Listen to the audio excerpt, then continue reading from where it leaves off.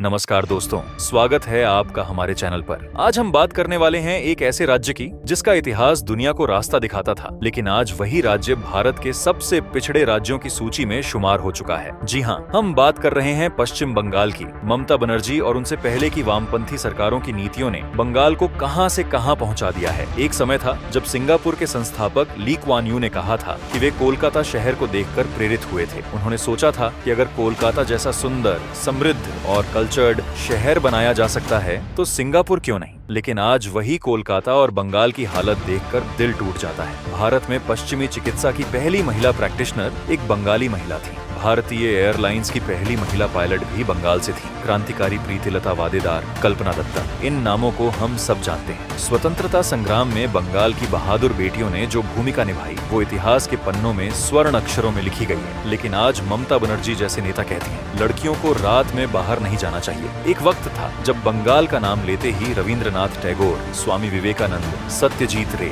नेताजी सुभाष चंद्र बोस याद आते थे। आज नाम लेते ही एसएससी घोटाला, बेरोजगारी, आरजी कर मेडिकल कॉलेज कांड और संदेश खाली याद आते हैं। पूरे देश में करीब 4 लाख भिखारी हैं, जिनमें से 1 लाख सिर्फ पश्चिम बंगाल में। चाइल्ड मैरिज में बंगाल देश में दूसरे नंबर पर है। सेकेंडरी और हायर सेकेंडरी शिक्षा में बंगाल देश के सबसे पिछड़े राज्यों में शामिल है। ह्यूमन डेवलपमेंट इंडेक्स में 28 राज्यों में 27वें स्थान पर। ये आंकड़े नहीं बल्कि बंगाल की बेहद दर्दनाक हकीकत है। लेकिन दोस्तों, ममता बनर्जी की कहानी सिर्फ बंगाल की कहानी नहीं है। ये कहानी है सत्ता के लालच, विचारधारा के अंधेपन और वादों के झूठे खेल की। इसे समझने के लिए हमें बंगाल के उस शानदार अतीत में जाना होगा जहां ये राज्य दुनिया को ज्ञान, समृद्धि और संस्कृति का पाठ पढ़ाता था। वीडियो में आगे बढ़ने से पहले एक छोटा सा अनुरोध, अगर आपको हमारी मेहनत पसंद आ रही है तो चैनल को सब्सक्राइब जरूर करें, वीडियो को लाइक करें, शेयर करें और कमेंट में बताएं कि बंगाल के बारे में आप क्या सोचते हैं। मेंबरशिप ज्वाइन करके भी हमारा साथ दे सकते हैं। 17वीं और 18वीं सदी में बंगाल एशिया के सबसे समृद्ध क्षेत्रों में से एक था। गंगा और ब्रह्मपुत्र नदियों के उपजाऊ मैदानों पर बसा यह प्रदेश कृषि, व्यापार, हथकरघा और वस्त्र उद्योग में विश्व प्रसिद्ध था। उस समय एशिया में जो भी कच्चा रेशम एक्सपोर्ट होता था उसका 80% अकेले बंगाल से आता था।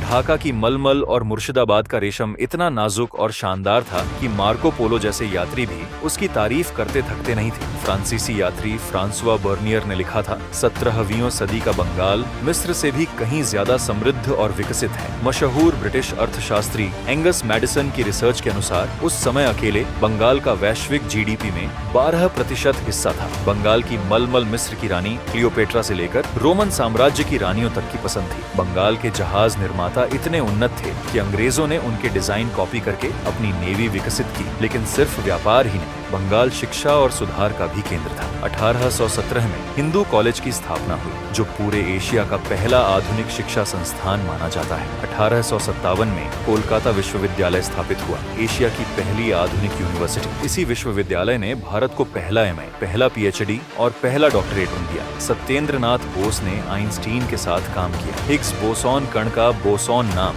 इसी बंगाली वैज्ञानिक के नाम पर पड़ा। जगदीश चंद्र बोस ने 1895 में रेडियो तरंगों का प्रसारण किया। मार्कोनी से पूरे 2 साल पहले राजा राम मोहन राय ने 1829 में सती प्रथा पर रोक लगवाई। ईश्वर चंद्र विद्यासागर ने विधवा पुनर्विवाह का कानून पास करवाया। 1850 के दशक में ही बंगाल में विधवा पुनर्विवाह होने लगे थे, जबकि यूपी, बिहार और राजस्थान में ये सुधार 100 साल बाद भी नहीं पहुंचे थे। 1947 में जब भारत आजाद हुआ तब बंगाल पूरे देश का सबसे इंडस्ट्रियलाइज्ड राज्य था। पूरे भारत के औद्योगिक उत्पादन का 27% अकेले बंगाल से आता था। टाटा स्टील, बाटा, आईटीसी, हिंदुस्तान मोटर्स जैसी बड़ी कंपनियों की मैन्युफैक्चरिंग यहीं होती थी। भारत का सबसे बड़ा पोर्ट बंगाल में था। हावड़ा को मैनचेस्टर ऑफ द ईस्ट कहा जाता था। 1951 में आईआईटी खड़गपुर, भारत का पहला आईआईटी, बंगाल में स्थापित हुआ। 1960 तक बंगाल डेवलप्ड स्टेट बना रहा। राष्ट्रीय जीडीपी में इसका योगदान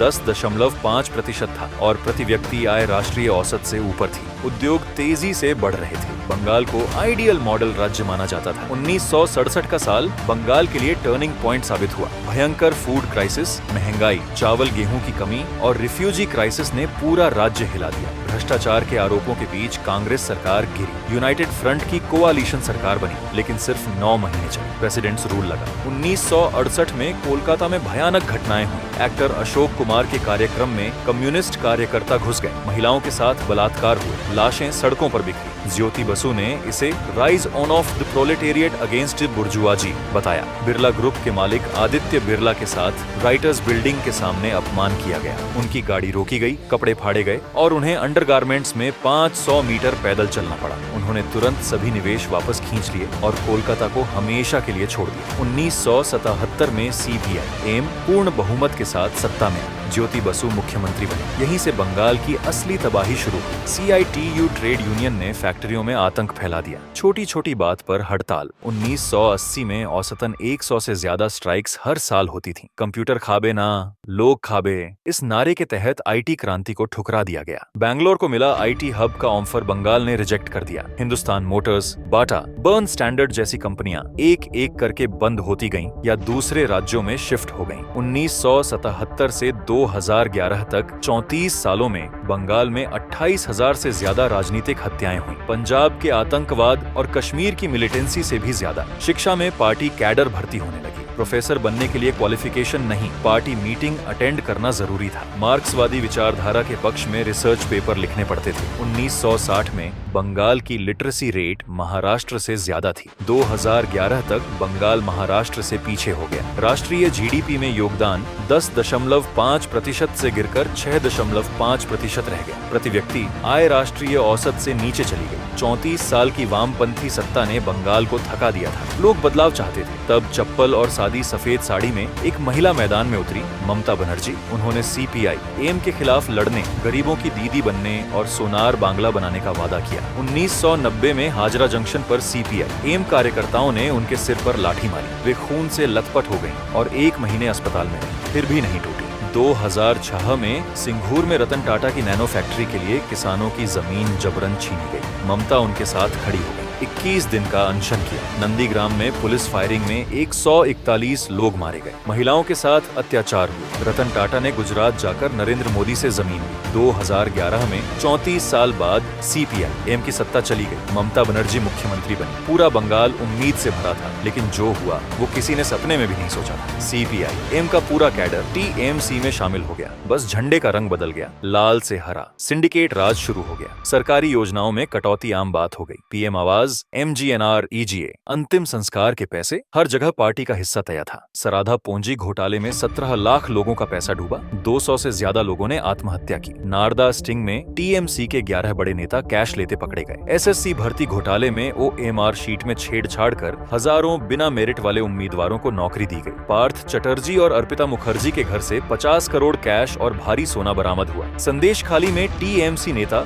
शेख शाहजहां और उसके गुंडों ने महिलाओं पर सालों तक अत्याचार किए। RG कर मेडिकल कॉलेज में 31 वर्षीय ट्रेनी डॉक्टर की 36 घंटे ड्यूटी के बाद निर्मम हत्या कर दी गई। क्राइम सीन मिटाने के लिए रातों रात निर्माण शुरू कर दिया गया। ममता बनर्जी, जो खुद महिला हैं, 3 विभाग संभालती हैं, महिला सशक्तिकरण की राजनीति करती हैं। उन्होंने कहा, लड़कियों को रात में अकेले बाहर नहीं जाना चाहिए। इस बयान ने पूरे बंगाल को झकझोर दिया। इसे नकारा नहीं जा सकता कि ममता बनर्जी ने 70 से ज्यादा वेलफेयर स्कीम्स शुरू की। कन्याश्री प्रोजेक्ट से लड़कियों का स्कूल ड्रॉप आउट रेट काफी कम हुआ। लक्ष्मी भंडार से घर की महिला मुखिया को हर महीने पैसे मिलते हैं। रूपाश्री में शादी के लिए मदद, 2 रुपए किलो चावल। इन योजनाओं ने गरीबी को कुछ हद तक मैनेज किया। डायरेक्ट बेनिफिट ट्रांसफर का मॉडल बाद में पूरे देश ने अपनाया, लेकिन समस्या ये है कि ये योजनाएं गरीबी मैनेज करती हैं, खत्म नहीं करती। बंगाल का पढ़ा लिखा युवा आज भी दिल्ली, मुंबई, बेंगलुरु, हैदराबाद भाग रहा है। यहाँ इंडस्ट्री नहीं, नौकरियां नहीं,